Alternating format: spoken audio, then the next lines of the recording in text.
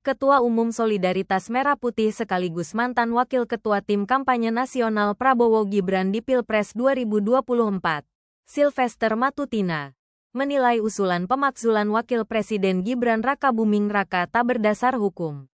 Sylvester menganggap usulan tersebut sengaja dihembuskan hanya untuk mengadu domba antara Gibran, Presiden RI Prabowo Subianto, dan Presiden ke-7 RI Joko Widodo.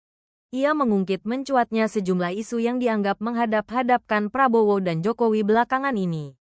Saya mensinyalir wacana ini sengaja dihembuskan untuk mengadu domba Prabowo, Gibran, dan Jokowi serta bangsa kita seperti halnya polemik ijazah Jokowi, isu matahari kembar, UU TNI dan lain-lain, kata Sylvester dalam keterangannya di Jakarta, Selasa tanggal 29 April tahun 2025.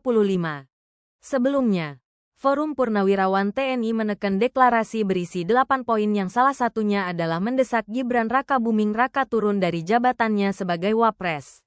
Menurut Sylvester, usulan tersebut hanya membuat gaduh karena tak berdasarkan riset yang mendalam.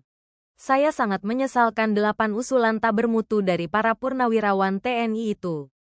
Usulan-usulan itu tidak berdasarkan riset yang mendalam dan tidak ada dasar hukumnya. Tidak ada satupun dari 8 poin usulan itu yang masuk logika dan demi kebaikan bangsa kita. Semuanya zong dan hanya membuat kegaduhan dan adu domba. Termasuk salah satunya yang ingin memakzulkan Gibran Rakabuming Raka sebagai Wapres RI, jelasnya. Menurutnya, tak ada alasan yang mendasar untuk mencopot Gibran.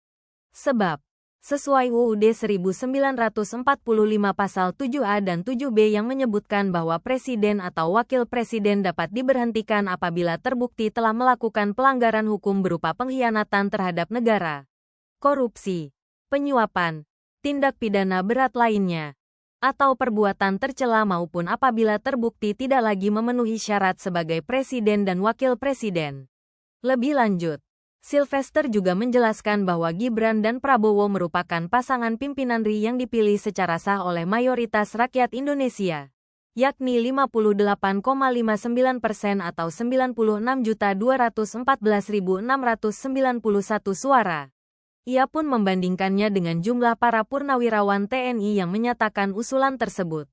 Hanya setengah TPS dari 800.000 titik TPS di Indonesia dan luar negeri atau hanya 0,0000031% dari pemilih Prabowo Gibran yang berjumlah 96.214.691 orang. Sangat amat kecil jumlahnya, ujarnya.